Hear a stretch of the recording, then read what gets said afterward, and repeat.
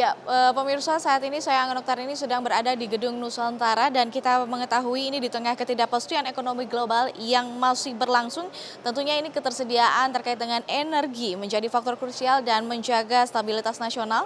Dan kini juga gejolak harga komoditas, tegangan geopolitik hingga fluktuasi mempengaruhi pasokan dan harga energi di dalam negeri sendiri. Lantas kini negara pun dituntut mampu menjamin terkait dengan ketersediaan energi yang cukup, di mana terjangkau dan juga berkelanjutan bagi masyarakat serta dunia usaha maksud kami. Dan lalu langkah apa pemirsa yang perlu dilakukan pemerintah terkait dengan menjaga ketahanan energi sendiri para pemangku kepentingan untuk mengawal ketahanan energi nasional di tengah gejolak ekonomi nasional saat ini. Dan pemirsa saat ini saya sudah bersama dengan salah satu anggota dari Komisi 12 di DPR RI Senayan Jakarta, yaitu Bapak Syarif Fasya, fraksi Nasdem. Halo, apa kabar Bapak? Halo. Bapak, ini kita ketahui ini kan bahwa saat ini kita sedang berada di tengah ekonomi yang terlihat cukup sulit ya, di mana kita harus berusaha maksimal dalam menjaga ketersediaan dalam bentuk apapun, utamanya energi.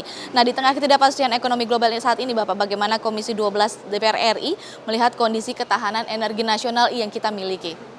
Baik, kita ketahui bahwa kondisi negara kita saat ini di tengah-tengah konflik global yang kita ketahui saat ini. Tetapi kami melihat bahwasanya upaya-upaya yang dilakukan pemerintah juga sudah maksimal untuk mengupayakan bagaimana distribusi BBM dan energi lain bisa memenuhi untuk kebutuhan-kebutuhan di dalam negeri ini. Cuma memang perlu kita sadari juga bahwa kebutuhan kita ini sangat banyak dan sangat besar sekali ya. Contoh misalnya untuk BBM itu satu hari kita memerlukan sekitar 1,6 juta barel per day. Hasil lifting kita juga hanya di angka ya mendekati 600.000. Nah, kemampuan refinery kilang kita juga mengelola crude oil kita menjadi BBM hanya sekitar 600 sampai 650.000 barel per day. Berarti kita kekurangan lebih kurang 1 juta. Nah, 1 juta ini memang ini menjadi suatu momok bagi kita. Makanya kami Komisi 12 juga mendorong supaya menggunakan alternatif energi lain. Contoh misalnya kendaraan itu jangan hanya berfokus kepada BBM tapi menggunakan kendaraan listrik. Makanya kemarin waktu Menteri Keuangan mau mencabut kebijakan tentang mobil listrik, ya kami mengusulkan jangan ya. Jadi mobil listrik harus diperbanyak. Kemudian juga kenapa masyarakat tidak terlalu banyak membeli mobil listrik karena memang SPKLU-nya terbatas. Nah, kami sudah usulkan juga kepada PLN maupun Pertamina Patraniaga untuk memperbanyak SPKLU di SPBU di provinsi-provinsi lain selain di Pulau Jawa, sehingga nanti masyarakat juga di daerah juga membeli mobil listrik. Nah, kalau mobil listrik ini diperbanyak, maka kebutuhan BBM kita bisa diminimalisir. Nah, itu salah satu upaya. Nah, kemudian juga untuk kebutuhan-kebutuhan misalnya diesel untuk industri juga, kami mengusulkan juga penggunaan gas ya. Selama ini kan kalau industri itu menggunakan LNG atau LPG. Nah, kami mengusulkan supaya industri-industri di Indonesia ini yang menggunakan gas itu menggunakan gasnya CNG. Karena kita stok gas kita sangat besar dan sangat banyak sekali. Kita lebih, gas juga kita ekspor. Nah, kalau gas alam ini kita maksimalkan menjadi CNG untuk digunakan industri-industri, maka sudah luar biasa. Nah, kalau untuk masyarakat di rumah tangga sementara ini kita masih menggunakan LPG.